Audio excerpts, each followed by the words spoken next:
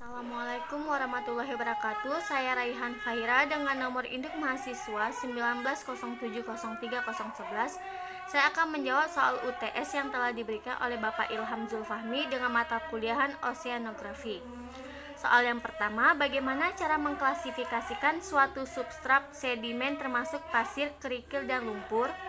Jawabannya, di sini kita ketahui sedimen adalah bahan utama pembentuk morfologi. Sedimen ini berasal dari fragmentasi atau pemecahan batuan. Cara mengklasifikasikan sedimen yang terdiri dari mineral, silikat, dan fragmen batuan yang diangkut menggunakan fluida yang bergerak dan terendapkan ketika fluida ini berhenti. Sedimen plastik dan akhirnya menjadi batuan. Kebanyakan ahli geologi menggunakan skala ukuran butir dan membagi sedimen terkonsolidasi menjadi 3 fraksi. Yang pertama, kerikil, lebih kecil dari 2 mm. Yang kedua, pasir, 1/16 hingga 2 mm. Yang ketiga, lumpur, lebih besar dari 1 sampai 256 mm. Klasifikasi batuan sedimen klasik sejajar skema ini. Yang pertama, konglomerat dan bereaksi sebagai besar terbuat dari kerikil, batu pasir, sebagian besar terbuat dari pasir, dan batu lumpur, sebagian besar terbuat dari lumpur. Subbagian 3 kategori luas ini didasarkan dari perbedaan dalam bentuk kelas, komposisi, ukuran butir, atau tekstur. Yang kedua, sebutkan tata cara menganalisis morfometrik ikan. Adapun tata cara untuk menganalisis morfometrik ikan, yaitu yang pertama, panjang baku atau biasa diukur dari bagian kepala atau ujung rahang sampai pelipatan pangkal sirip ekor. Yang kedua, panjang cagak mengukur dari ujung kepala terdepan sampai ujung bagian luar lekukan cabang sirip ekor. Yang ketiga, panjang total. Yang keempat, tinggi badan. Yang kelima, tinggi batang ekor. Yang keenam, panjang batang ekor. Yang ketujuh, panjang dasar sirip. Ke-8, panjang bagian depan sirip punggung. 9, tinggi sirip punggung. 10, panjang hidung. 11, panjang bagian belakang kepala mata.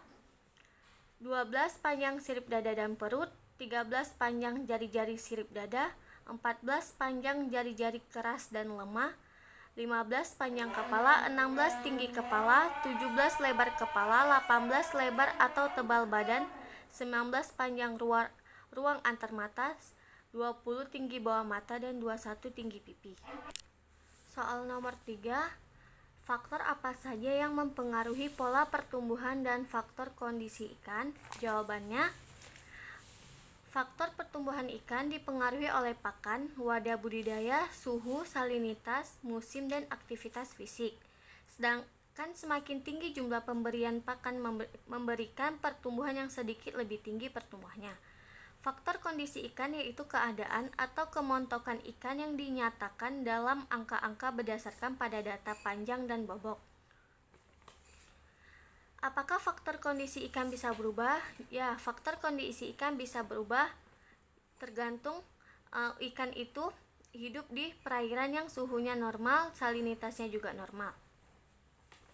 Soal nomor 4, jelaskan tahap-tahap dalam melakukan penelitian entoparasit. Pada penelitian entoparasit, yang pertama kita harus mengidentifikasi masalah yang telah terjadi. Yang kedua, merumuskan dan membatasi masalah. Yang ketiga, melakukan studi kepustakaan. Yang keempat, merumuskan pertanyaan penelitian pada entoparasit. Yang kelima, menentukan desain dan metode penelitian entoparasit. Yang keenam, menyusun instrumen dan mengumpulkan data. Bagaimana menghitung prevalensi, dominansi, dan predileksi? Cara menghitung prevalensi yaitu jumlah ikan terserang expert dibagi jumlah ikan yang diperiksa, lalu dikalikan 100%. Dominansi jumlah satu jenis entoparasit menginfeksikan sampel dibagi jumlah total entoparasit yang menginfeksi ikan sampel dikali 100. Predileksi, jumlah entoparasit A yang terinfeksi dibagi dengan jumlah sampel ikan yang terserang parasit A. Sekian jawaban dari saya. Assalamualaikum warahmatullahi wabarakatuh.